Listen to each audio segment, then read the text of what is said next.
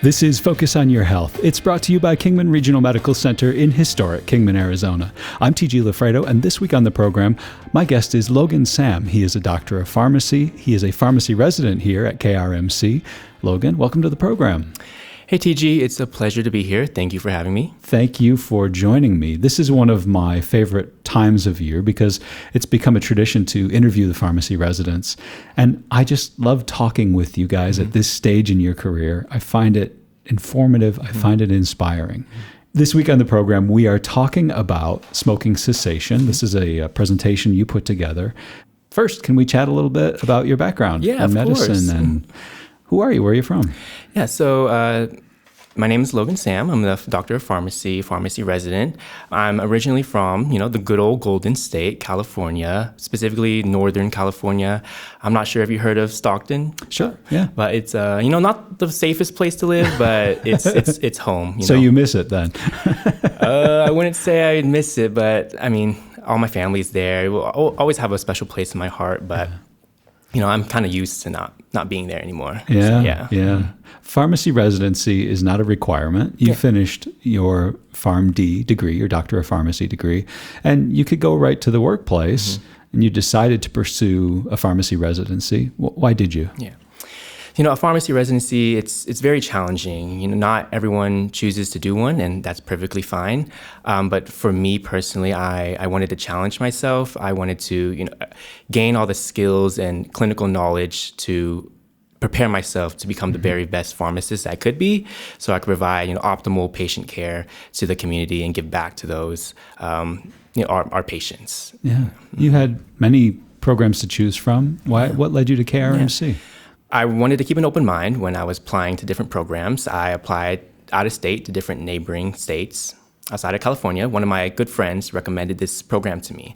And after doing more research, I realized that the way the program is structured, it aligns best with my goals as a future clinical pharmacist. And I realized, this is the best fit for me. So I chose KRMC. That friend who recommended this program, was that friend an alumnus of the program or? No. He was also applying to different residency programs and he found this program on his own, and he knew what my interests were because we talk pretty often, and he knew that this was a good program for me. Let's roll back a little bit earlier, when you were a young guy and just deciding what your career options would be, what led you to pharmacy? Yeah, so as I was growing up, I lived with my grandma, so we all took care of her. I was always intrigued with her pill boxes. There was a bunch of different colorful pills and tablets, different assortments, like shapes and sizes. I was always, curious what they were. I wanted to try some because I thought they were candy. But when I learned that they were medications, I was, curious, like, oh, why does my grandma need to take all these? Like, what are they exactly doing to her? And then throughout high school, I always had a strong affinity for like science and chemistry, biology, and all that. And I realized, I wanted to learn more about all those medications, how they worked, and then apply my love for science and chemistry and use the knowledge I've gained to, help people like my grandma. Did pharmacy school satisfy that need for you? Did you find what you were looking for there? Yeah, I definitely found what I was looking for. It was very rewarding. I did undergrad in 2 years, and then pharmacy school was 3 years. So it wasn't, super long, but I got the most out of, those 5 years of schooling. Yeah. And what about the program here at KRMC? What did you find here? Yeah, so I've discovered a lot of different things about myself. It's been a very challenging year, I would say, but very rewarding at the same time. I've, learned not only more clinical knowledge, but more personal things, like how to deal with stress, how to manage my time, how to live alone independently, especially in a new environment, a rural community. I'm not used to this type of environment. Yeah. So not only was it a learning experience towards my future career, like pharmacy related, but as a person, being on my own here, it was I think that was one of the more challenging parts as well, just discovering, myself as a person, how I deal with things, by myself. Yeah. So now you're right at the end, right? Last couple of weeks of your residency? Yep, three more weeks. Oh, man. Almost done. So what is the next step? Do you have something lined up, or you take a little time off? I'm going to take a little time off. I think I need a little bit of a breather. Yeah, you've earned it. Yeah. But, After going through this year, I want to be able to take all the skills and knowledge I've learned, apply them and work in a hospital setting, as a clinical pharmacist, working with the doctors, the interprofessional team, and, just applying what I've learned and continuing to expand on that knowledge in a hospital setting. Nothing is set yet, but that's the goal.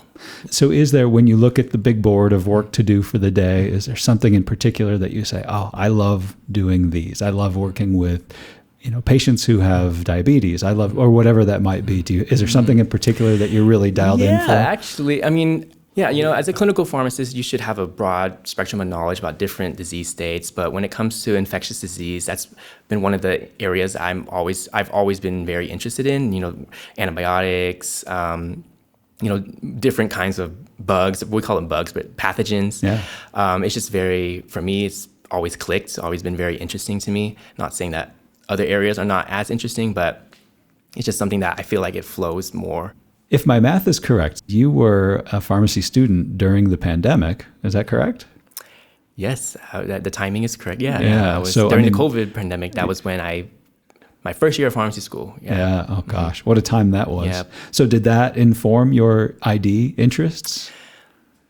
Not so much. I think just going through the coursework, it was just one of the subjects that clicked to me more. Yeah. But the COVID pandemic, definitely that had a huge effect on pharmacy and the healthcare field in general. But it's just an area that I really liked. Yeah, yeah. So when you were taking your classes during the pandemic, did it mostly convert to like an online situation, or? Yeah, unfortunately.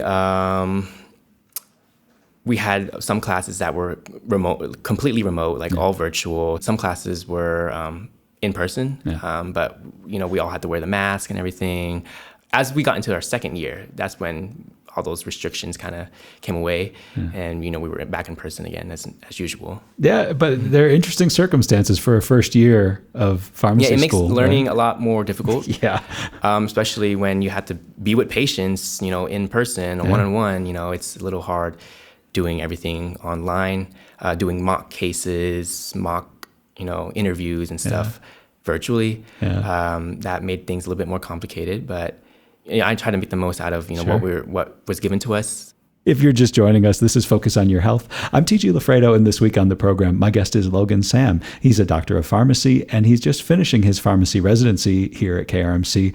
And Logan, thanks a lot for sharing that bio stuff. I love to learn about who people are and where they come from and what brought them here. So, of course. It was a pleasure. Thank you for asking all those questions. Yeah. Well, now I think we have to get to the business at hand, which is that we're going to talk smoking cessation. This is a this is a presentation you put together as part of your residency.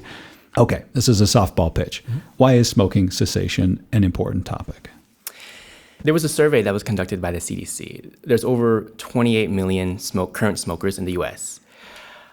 About 2/3 of all those smokers reported that they wanted to quit, and only about half have made an attempt to quit. Guess how many people have actually successfully quit smoking? Do you really want me to guess, or is that a rhetorical guess? You could guess, yeah. 10%. Yeah, around there, or a little bit less than 10%. So out of all those people that have tried to quit, less than 10%. And I think this really stems from a lack of patients just don't know what resources they have available. They don't know all the support that they can use to successfully quit smoking. So I wanted to put out this information, to bring more knowledge and awareness about all the tools and resources that, our patients can use in order to achieve their goal, because smoking is associated with cancer, lung cancer, cardiovascular effects, stroke, heart disease, all those different things. And some people don't realize that you see benefits with smoking cessation, as soon as minutes after you stop smoking. Your heart rate will go down, to normal levels. Nicotine levels, which we can talk about later, those will drop to a normal level after just a day of quitting. And then over time, the risk of cancer drops to that of someone who's never smoked before. Of course, you mentioned elevated cancer risks, and smoking can affect all kinds of different organ systems and bring on all kinds of different health risks. Yeah, so some people also don't realize that smoking doesn't just affect your lungs, it affects all the different organs in your body. And then this can lead to a bunch of other diseases like diabetes, like I mentioned before, heart disease, stroke, chronic obstructive pulmonary disease, also known as COPD. And if you're, planning to have a baby, if you're pregnant, that can lead to harmful reproductive health effects as well. So there's a lot of harmful effects of smoking, including secondhand smoke. Mm-hmm. Yeah, secondhand smoke. People also don't realize this either. The people who smoke, it doesn't just affect them; it affects those around them. A report by the CDC, over 40,000 Americans die every year from secondhand smoke, and then some of those patients include infants, which is really disheartening. Another naive question, why is it so hard to quit smoking? Yeah, there's a lot of different factors that play into that. One is being, our patients don't know what resources they have and the support that they can get. And then there's also something we call social and emotional triggers. Usually once you develop a habit, it's really hard to get out of it. If you get stressed and you start smoking a cigarette whenever you get stressed, eventually over time, once you feel a little bit of stress, it's going to be a habit of yours to just pick up a cigarette. It's very easy to develop those habits. Every time you go out for a walk during, your day, you tend to, grab a cigarette. Mm-hmm. So now every time you go on a walk, you're going to feel the need to, smoke a cigarette. Yeah. These over time, these habitual patterns, they're hard to break out of. Conditioning, right? Mm-hmm. Yeah. And then the biggest thing is the nicotine, the way the nicotine works in the tobacco. Over time can develop into addiction. And then once you abruptly stop, it can lead to withdrawals. And those symptoms are very hard to deal with. And once patients feel those symptoms, in order to alleviate those symptoms, they go back to smoking cigarettes. What are the effects of nicotine on the brain? Yeah, so nicotine is a product in the cigarettes. So when you smoke the cigarettes, the nicotine releases a substance called dopamine in your brain. And if you're not aware of what dopamine is, it's a neurotransmitter that helps give that feel good, that happy sensation. It's a mood booster, elevator. So when you feel that dopamine, you feel happy, you feel content. And then over time, you're going to associate that happy feeling, the dopamine release, with smoking cigarettes. So over time, if you were to abruptly stop, you get, all that dopamine is it's not being released anymore. And then you feel cranky, you feel agitated, you feel irritated. Yeah, those are some of the withdrawal symptoms. And then that's what triggers people to smoke again. Crankiness and irritation, those are some of the withdrawal symptoms. Mm-hmm. There are many others. There's many others. You might have trouble sleeping, so insomnia. You might feel a little irritable, jumpy, restless. You might have a hard time concentrating. So this can really affect, your daily living. You might feel anxious, more sad, depressed. Those are all, symptoms of nicotine withdrawal. You might feel, a little bit hungrier than usual, and this might also lead to some weight gain in certain patients. So yeah, all these symptoms are very hard to deal with. All right, so we've established that quitting smoking is quite a task. Mm-hmm. What are some strategies people can use to help navigate that task? So first, you want to start off by setting a quit date. You want to choose a date that is meaningful to you, like your grandchildren's birthday or, your own birthday, something that's coming up soon. You don't want to pick a date that's too far out because then that can lead to procrastination. And then write down why you want to quit, write down your motivating factors and just keep it next to you and use it as a tool to remind you, why you're doing this in the first place. And then after you've set a quit date, you want to be able to identify, this is pretty difficult, but you want to identify and remove any triggers that, cue your brain to want to grab a cigarette. So if you know that every time you go out for a walk during, lunch, you tend to grab a cigarette, maybe try, avoiding, maybe stay in for that day or, take a different path. There's little things that you can do to try to break those habits. If you feel like, you just want something, to preoccupy yourself with, maybe try chewing gum, sugar-free gum. Just something to keep your brain occupied. So after you've identified and removed all your triggers, you want to prepare yourself to manage those withdrawal symptoms, which are really difficult to deal with. But don't worry, I have just the I have the perfect recommendations for you. So we have, well, I would like to go into the gold standard for smoking cessation. So the gold standard means this has been studied. This is the most successful method for getting people to quit smoking. So combining counseling with, medications. So what counseling is, it's like behavioral support, going to support groups and talking about, your situation, being able to voice, your feelings out. It actually helps you identify, what's causing you to smoke in the first place. Behavioral support and counseling can help you identify those triggers, can help you develop coping strategies. And then medications, we have over-the-counter medications, and we also have some prescription medications, which I'll go over in a bit. But those medications can help manage those withdrawal symptoms, and again, helps reinforce that commitment to quitting. Specifically, I wanted to go more into the behavioral support and counseling. So specifically in Kingman, we have a bunch of resources that you can go to. We have Southwest Behavioral and Health Services. We have Mojave Mental Health Clinic. We have the Mojave County Tobacco Use Prevention Program. We even have a support group at KRMC, which the numbers I have, I'll go over them later. And we have all these resources that you can go to in the community. So don't feel like you're alone. There's people to talk to. There's people that will provide that support. I know that there exists some prescription medications, but maybe first we should talk about over-the-counter options. Yes, of course. So prescription medications are more for the last line options. We recommend over-the-counter medications first. Those are usually more tolerable, come with less side effects, and they're readily available. You can so some over-the-counter medications that we have include, well, we call it nicotine replacement therapy. So we have nicotine patches, nicotine gums, and nicotine lozenges. So you can find these available at any, retail pharmacy like CVS, Walgreens. They're over the counter. Well, some stores might have them actually behind the counter, but you just ask the clerk or the pharmacist and they'll direct you towards them. But the way these medications work, they help provide a controlled dose of nicotine throughout the day. So while you're off the cigarettes, you're still getting that nicotine supplied to you, so you get that dopamine still, so you're not feeling those withdrawal symptoms. Before I delve more into those medications, I want to bring up some other health conditions that people should be aware of. If they have these, nicotine replacement therapy might not be suitable for them. So you should not use nicotine replacement therapy if you have any recent heart attack within the past 2 weeks.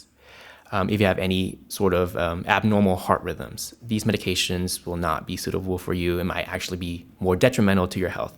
And then I want to talk about some other health conditions that aren't absolute contraindications. So you should still be cautious when using NRT, but if you are, or if you're pregnant, if you have any history of cardiovascular diseases, if you have uncontrolled hypertension or diabetes, any history of peptic ulcer disease, you might want to be more cautious when using nicotine replacement therapy. This is something that you should bring up to your doctor and discuss first before you start these medications. And then if you're considering the nicotine patches, if you have any skin disorders, skin conditions, the nicotine patch might affect your skin condition. So you might want to speak with your doctor or your dermatologist first before you head down that path. We said that nicotine replacement therapy is over the counter. And so if a patient or if someone has been struggling with that and not really getting the results, there also exist prescription options. So I want to talk about the prescription options, but I guess my first question is, how do you know when it's time to go from NRT to actually seeking a prescription? What is the sign for you?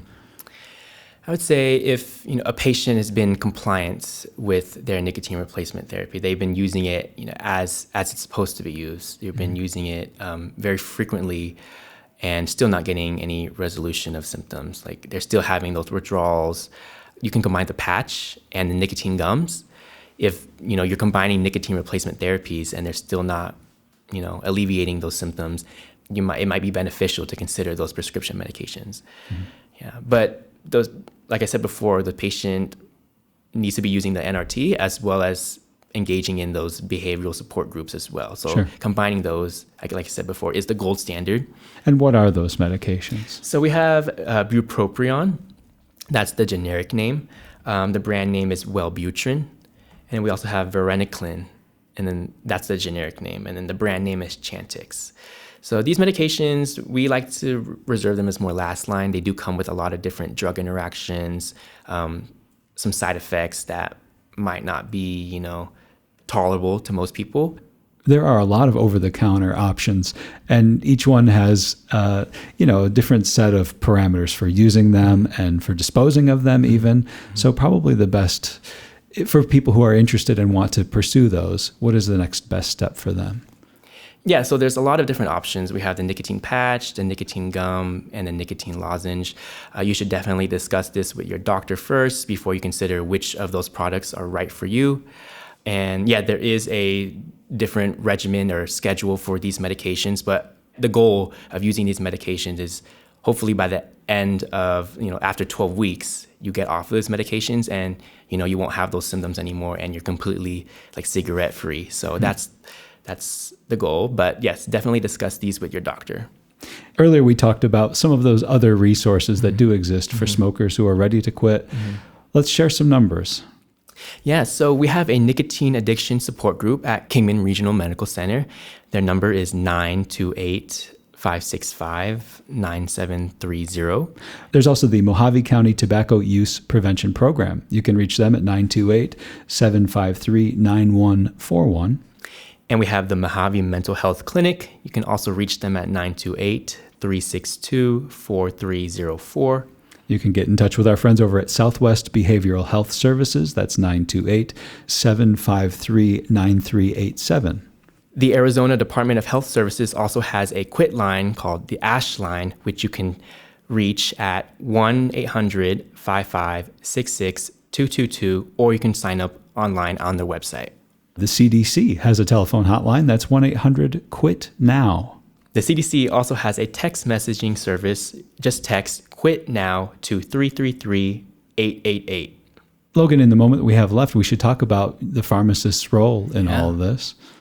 Yeah, so the community pharmacist or just a pharmacist in general is one of the biggest resources that you can use to help quit smoking. A lot of people tend to overlook this. But community pharmacists are readily available. They're, at every, retail pharmacy. They can provide smoking cessation services, provide counseling, education on these medications. They can make a recommendation on what's most appropriate for you based off, your health concerns, your health history. They're everywhere. So don't forget to, reach out to your community pharmacist as well. Yeah. And if you're making progress quitting smoking and you relapse, what words of advice might you offer? Well, first, I want to encourage you to not give up. The time that you spent attempting to quit smoking is still more beneficial to your health than continuing to smoke. So in that time where you're trying out all these nicotine products, attending these behavioral support groups, the time that you use for that is time spent away from the cigarette, which comes with all those harmful health effects. So it's still beneficial trying to quit. So don't feel discouraged that, you had one cigarette or two, and, you relapsed. That attempt is still progress. We're aiming for progress, not perfection. So just start all over, set another quit date, a reasonable, meaningful quit date, and then go through the process again. And hopefully you're getting closer and closer to your goal. But yeah, I just want to encourage you to not feel discouraged. It happens, and don't give up.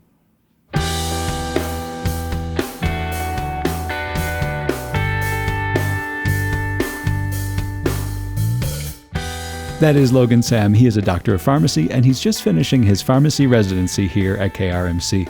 Logan, thank you so much for your time today. Thank you, TG, for having me, and I'm happy to be here and spread more information on smoking cessation, and I hope all this information is, of great use in the community. And that is another episode of Focus on Your Health. I'm TG Lafredo. Thanks for listening. Stay healthy, and we'll catch you next time. I'm reminded of the old Mark Twain quip about how quitting smoking is easy. I've done it many times. Oh, that makes sense. Yeah, right. Yeah. That's funny.